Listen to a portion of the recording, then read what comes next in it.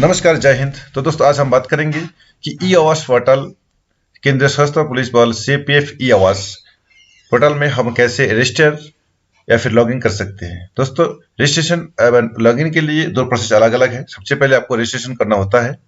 अगर आप पहले से रजिस्ट्रेशन किए हैं तो आपको लॉगिन करना पड़ेगा ओटीपी के थ्रू, आपका पर्सनल जानकारी के थ्रू।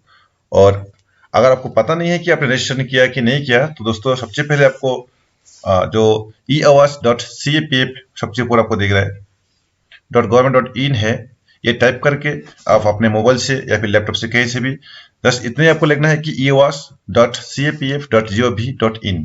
उसके बाद आपको इंटर दबा देना है, ठीक है दोस्तों, या फिर सर्च बार में क्लिक कर देना है। जैसे एक सेकंड आता है, इसमें क्लिक कर देना है, ठीक है। तो आपका ये इंटरफेस खुल जाता है आपके सामने। तो इसमें क्या क्या आता है, सबसे पहला मैं आपको बोल देता हूँ अबाउट अस, और ये तो हमको जरूरी नहीं है। सबसे पहले ये है कि रजिस्ट्रेशन और लॉगिन दो प्रोसेस है इसमें।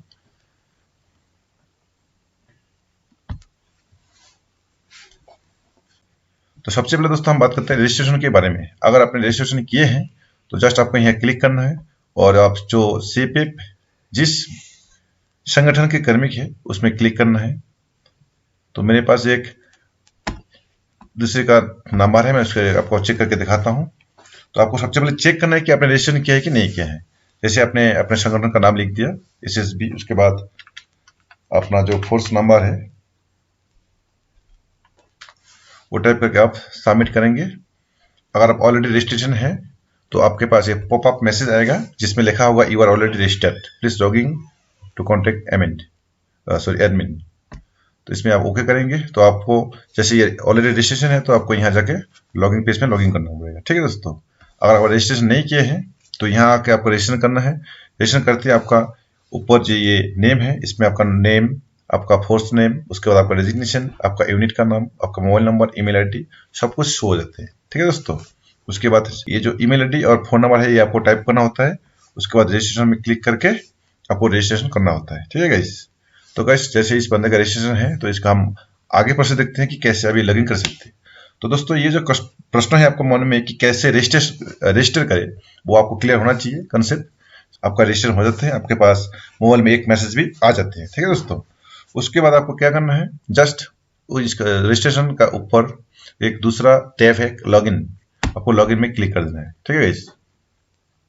लॉगिन में क्लिक करते ही आपको यहाँ ईमेल आईडी या फिर मोबाइल नंबर कोई भी एक, और का मतलब है या फिर आप अपना ईमेल आईडी से भी कर सकते हैं या फिर मोबाइल नंबर से। उसके बाद आपको ये कैप्चा यहाँ डालना है। डालने के बाद आपको साइन इन में क्लिक कर देना है। साइन इन में क्लिक करते ही आपको दूसरा पेज खुल जाते हैं, आपका जो पर्सनल अकाउंट है वो आपका खुल जाते हैं, ठीक है दोस्तों। तो दोस्तों हम यहाँ डाल देते हैं और ये जगह मैं आपको नहीं दिखाऊंगा क्योंकि दूसरे का नंबर है, मोबाइल नंबर है, तो ये थोड़ा सिक्योरिटी के पर्पस मैं आपको ये हट कर देता हूँ, ठीक है दोस्तों। तब तो मैं वीडियो को थोड़ा पॉज कर देता हूँ। तो गाइस लॉगिन पेज में क्लिक करने के बाद जैसे आपने मोबाइल नंबर, उसके बाद कैप्चा डाला और कैप्चा के बाद जो मोबाइल नंबर आपने डाला उसमें जो ओटीपी टाइप करने के बाद आपने लॉगिन में क्लिक किया तो तुरंत आपके पास ये इंटरफेस आ जाते हैं जिसमें लिखा होता है कि central arm police forces CPF E Awas welcome to common online inventory registration and allotment system for family accommodations for CPFs, AR and NHG, AR for Assam Rifle, NHG national security guard, ये तो आपको पता ही है। तो दोस्तों सबसे ऊपर आपको नाम नंबर आपको सब कुछ दिखा देते हैं, आपका यूनिट कौन सा है वो भी आपको चेक कर लेना है, दिखा देते हैं, ठीक है गाइस। तो इसमें एक समस्या ये होता है कि जब आप लोग का एक यूनिट से दूसरे यूनिट का ट्रांसफर हो जाता है तो आपको ये ध्यान देना है, अगर आपका यूनिट चेंज नहीं है तो जो बीएन में आपका यूनिट में जो एडमिन है उनके पास जाकर आपको ये चेक कर लेना है और चेंज कर लेना है, ठीक है। उसके बाद आपका जो अप्लाई या फिर रजिस्ट्रेशन के लिए जो कॉलम आता है वो इसमें आएगा, आपको होम के नेशनल इंफॉर्मेशन है इसमें आपको क्लिक कर देना है, ठीक है। क्लिक करने के बाद व्यू पर्सनल प्रोफाइल, जो आप डिटेल अपने यहाँ भरेंगे, पर्सनल डिटेल में भरेंगे वो आपको यहाँ शो करेगा, ऊपर शो करेगा। सबसे पहले आपको नीचे वाला में आना है कि पर्सनल डिटेल में, ठीक है। ये पर्सनल डिटेल में आपको अपना जो डिटेल है वो डिटेल वाला पेज जो है फॉर्म टाइप का है, गूगल फॉर्म आपका ऑन हो जाते हैं। उसके बाद आपको यहाँ क्या है पूरा सब कुछ भर देना है, ठीक है। तो दोस्तों ये सब चीज जो टाइप किया हुआ है ये मैं इसको मैं हाइड कर देता हूँ क्योंकि किसी का पर्सनल चीज है, उसको सिक्योरिटी पर्पस में इसको हाइड कर दूंगा। तो आपको सबसे पहले जेंडर मेल, उसके बाद ग्रुप आपने सर्विस करते कौन सा ग्रुप में ABC, कौन सा ग्रुप में सर्विस करते हैं, कैटेगरी आपका क्या है, SC ST OBC जनरल, उसके बाद फादर स्पोर्ट्स नेम क्या है, उसके बाद आपका पैन कार्ड नंबर होगा, मैरिड अनमेरिड ये इतना होगा, उसके बाद आपका जो ब्रांचेस है और सेक्शन, ब्रांचेस और सेक्शन दोस्तों इस प्रकार है कि बहुत सारे फोर्स है CPF है जिसमें बटालियन से जो नीचे लेवल है कंपनी वाइज डिवाइड रहते हैं। तो आपका जो कंपनी है वो कंपनी को यहाँ आपको टाइप करना पड़ेगा। उसके बाद आपका office email ID, office email ID में दोस्तों जो आपका यूनिट हेड का जो ऑफिस ईमेल है वो आपको डालना पड़ेगा, जो आपका कम्युनिकेशन ब्रांच में हो सकते हैं। उसके बाद आप HRA विड्रॉल कर रहे हैं कि नहीं कर रहे हैं, तो इसमें आपको येस और नो करना होगा। उसके बाद आपका जो प्रेजेंट अभी जो आप बेसिक पे ले रहे हैं, रिसेंट जो बेसिक पे ले रहे हैं, वो आपका इंक्रीमेंट डेट क्या है वो आपको यहाँ देना होगा। उसके बाद दोस्तों आते हैं हम प्रेजेंट वर्किंग ऑफिस डिटेल। तो दोस्तों प्रेजेंट में आप कहाँ वर्किंग कर रहे हैं, प्रेजेंट अभी आप कहाँ वर्किंग कर रहे हैं, उसका स्टेट नाम, डिस्ट्रिक्ट नेम, उसके बाद उसका BN का नाम, ठीक है गाइस, ये आपको यहाँ डालना होगा। उसके बाद प्रेजेंट वर्किंग ऑफिस सिटी कहाँ है वो आपको डालना होगा। उसके बाद date of joining in present city, मतलब आप जिस जगह में अभी पोस्टेड है वो उसमें आपने कब ट्रांसफर आया या फिर कब ज्वाइनिंग किया वो उसका डेट डालना है। उसके बाद ऑफिस लैंडलाइन नंबर, जो आपका ऑफिशियल लैंडलाइन नंबर होता है वो आपको यहाँ डालना है। ये सभी यूनिट का कम्युनिकेशन ब्रांच में हो जाते हैं। उसके बाद लास्ट ऑफिस वर्किंग स्टेट, आपने जहां से ट्रांसफर है, जहां आपने इससे पहले था, प्रेजेंट से पहले जहां था, उसका आपका स्टेट डालना है, फिर डिस्ट्रिक्ट, उसके बाद उस यूनिट का नाम डालना है तीसरे कॉलम में, ठीक है गाइस।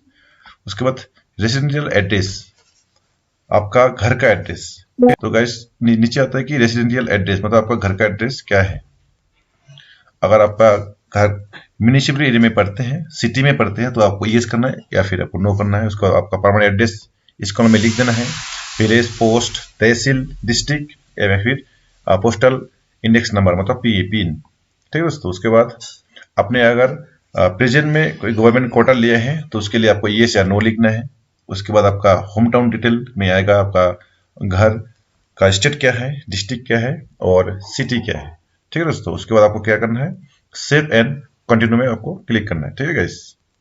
अब जब सेव एंड कंटिन्यू में क्लिक करेंगे तो आपको दूसरा एक इंटरफेस आ जाएगा जिसमें आपको कुछ डॉक्यूमेंट्स अपलोड करना पड़ेगा, ठीक है गाइस।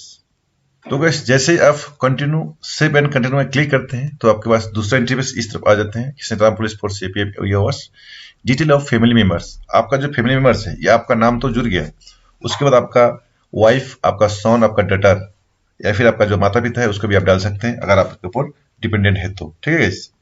तो दोस्तों सबसे पहला कॉलम है कि नेम ऑफ फैमिली मेंबर्स, इसमें आप उनका नाम लिखेंगे, कुछ भी नाम हो नाम लिखेंगे। उसके बाद सिलेक्ट आपका रिलेशन क्या है उनके साथ, ठीक है guys, relation son, daughter, wife, husband, mother, father, आप किसी में भी क्लिक कर सकते हैं, ठीक है गाइस। उसके बाद रिमार्क्स में आप लिख सकते हैं कितना एज है, क्या है, या फिर रिमार्क्स आप छोड़ सकते हैं, ठीक है दोस्तों। उसके बाद आपको जो सेव वाला कॉलम है, इस सेव वाला कॉलम में आपको सेव कर देना है। सेव करते ही आपका क्या हो जाएगा, वो जैसे ये नीचे आता है तो इस तरीके से नीचे आ जाते हैं। लेकिन दोस्तों कुछ इसमें जो नाम है वो मैं हाइड कर रखूंगा क्योंकि किसी का सिक्योरिटी प्राइवेसी का मैटर है। उसके बाद दोस्तों जब आप कंटिन्यू कर देते हैं, मान लीजिए आप एक बेटा का नाम आपने डाल दिया, फिर दूसरे का नाम टाइप किया, उसके बाद आपका रिलेशन चेंज किया, अगर वाइफ डॉटर है तो डॉटर कर दिया, रिमार्क्स पे लेने का जरूरी नहीं है, फिर आपने सेव किया, ऐसे आप सेव करते जाएंगे कंटिन्यू।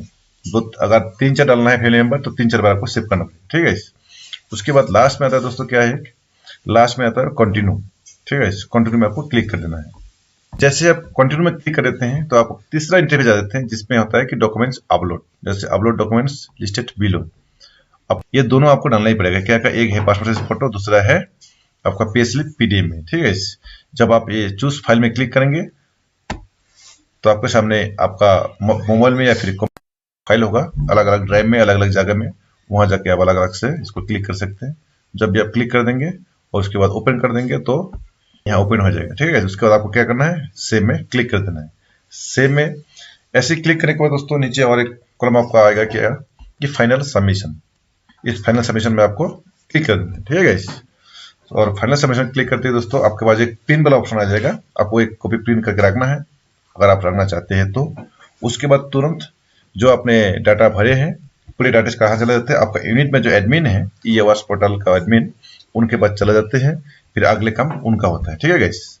और थोड़ा बहुत अगर इसमें अमेंडमेंट करना होता है वो कर देता है। ठीक है, तो दोस्तों मुझे लगा कि आपको ये जो कंसेप्ट था कि रजिस्ट्रेशन एवं लॉगिन प्रॉब्लम और फॉर्म फिलअप का जो प्रॉब्लम है वो आपको सॉल्व हो गया है, और कैसे हम फाइनल सबमिशन कर सकते हैं ये भी आप जान लिए हैं। तो दोस्तों वीडियो को अच्छा लगे तो सब्सक्राइब जरूर करना चैनल को, और लाइक शेयर कमेंट करना ना भूलें दोस्तों। ठीक है, क्योंकि इस तरह का जो गाइडलाइन है और वीडियो है मैं आपके लिए लाते रहूंगा।